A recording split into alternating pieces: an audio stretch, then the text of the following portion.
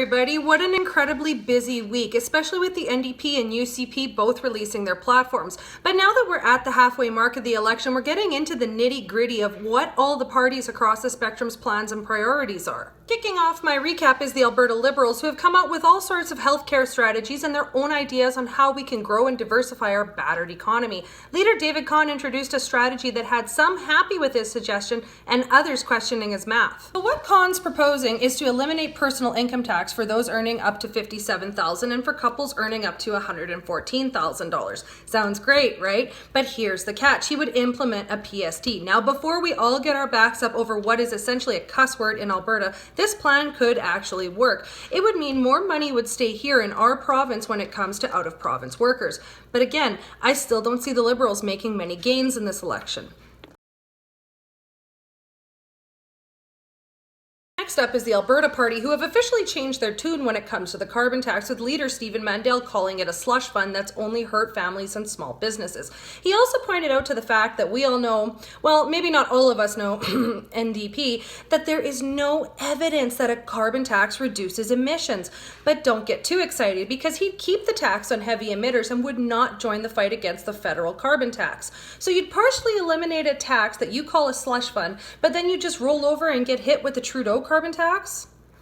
Here's where Mandel would stand up to Trudeau. He would end the tax collection agreement, where Ottawa takes all of our income tax dollars, sits on it and collects interest on it, and then sends it back to us in 48 separate payments, but without all that interest. Mandel would also demand that Trans Mountain be built and that Bills C-69 and C-48 shall die on the order of paper and not proceed. He would also amend the equalization formula. Moving on to the party that has made my head shake the most is the Alberta Independence Party. Now, it is no secret that I am not a fan of separation, but some of the comments made by AIP leader Dave Bjorkman really took the cake. He is very confident, so confident, in fact, that he comes across as arrogant, in my opinion. He's saying that he will beat every single party hands down in 2 weeks, no contest. He wants separation for all Albertans, but then forgets that not all Albertans want separation. The party is very quick to condemn and bash other parties on social media, but yet offers no alternatives or solutions of their own.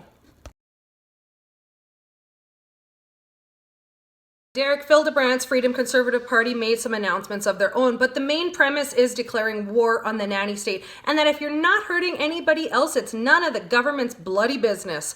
The FCP would amend property rights and make sure homeowners would have the right to defend themselves and their property. To end the flavor tobacco ban and allow booze on public property. Photo radar would also be gone, and let's be honest, it's a cash cow anyway.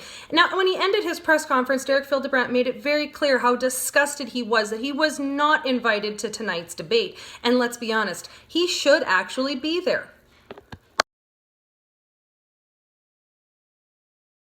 Now it's time for the big players in the election. Over the weekend, Jason Kenney unveiled the UCP's 117-page long platform, with our economy being on the forefront, and also promised a balanced budget by 2022. Now, first things first, that awful carbon tax would be gone, and the climate leadership plan would be replaced with the Technology, Innovation and Emissions Reduction, or TIER, where new tech would be developed to lower emissions, tech like carbon capture. Now, this kind of tech leads to how the UCP plan to get our energy sector back on track and restore investor confidence. And this is an area where Rachel Notley has abysmally failed. A UCP government would streamline energy project approvals and cut the wait times in half. Now, if he could pull this off, we could potentially have the fastest approval times in North America. When it comes to healthcare, don't believe the NDP's fear-mongering that Kenney is going to slash and burn this vital frontline service, because the UCP would maintain or increase spending there if needed. It's all about finding efficiencies, and they promise that by following Saskatchewan's highly successful model, that they'll be able to reduce things like wait times for surgeries and emergency room visits. This is an area where the NDP has been failing, and we have seen an increase in those wait times jump by 30% in the last 4 years. Now, Stokes Economics crunched the UCP's numbers and assessed their plan to find that even with their $700 million in spending promises over 4 years, the UCP platform does in fact put Alberta back into balance by 2022. Rachel Notley also unveiled her government's platform with nearly $13 billion in new spending promises. She talked a little bit about things like rural infrastructure plans where communities like mine could revamp our rec centers and get high-speed internet. and co-pay for prescriptions for senior citizens and take manufacturers of opiate medications to court. But when I look at the NDP plan, I see dollar signs by the billions, and I'm left wondering, how are they planning to pay for all these promises? Are we going to have higher taxes, more debt, a PST?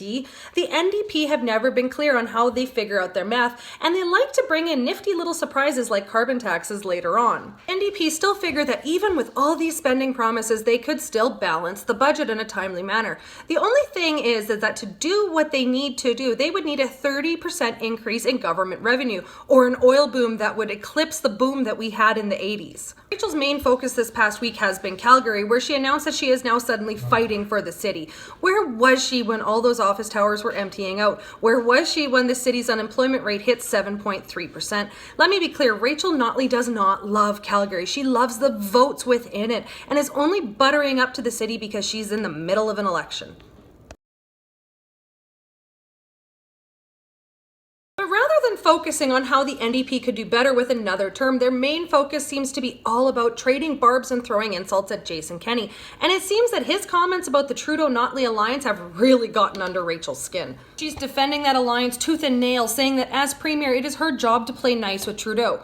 No, your job is to stand up for what's best for Alberta. Your job is to protect our industries and our economic interests, not to play nicey-nicey with Justin Trudeau. Standing in Calgary making these false claims that you voice concerns about Trudeau's damaging policies is political pandering. Rachel said nothing about Energy East. She agreed with cancelling Northern Gateway. She received accolades from Environment Minister Catherine McKenna with her carbon tax. Said nothing when Trudeau said that he wanted to phase out our oil sands, and she pushed the federal government to buy Trans Mountain Pipeline, even though there was private investors willing to foot that bill. It took an election for her to say something about Bills C-48 and C-69.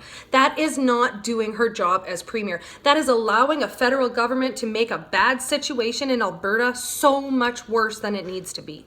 Janet Brown from Opinion Research updated the polls, and I'm not overly surprised. The UCP are holding support at 53%, while the NDP are hanging in there at 34%. But we cannot get complacent. Even though the UCP are projected to take 70 of the 87 seats, a lot can happen between now and April 16th. Now, tonight is the election debate, and I am really looking forward to it. It could potentially get quite ugly and look more like a wrestling arena, but hey, that's the election here in Alberta. So stay tuned, because my take on that will be coming soon, and I will see you all next week for another election recap.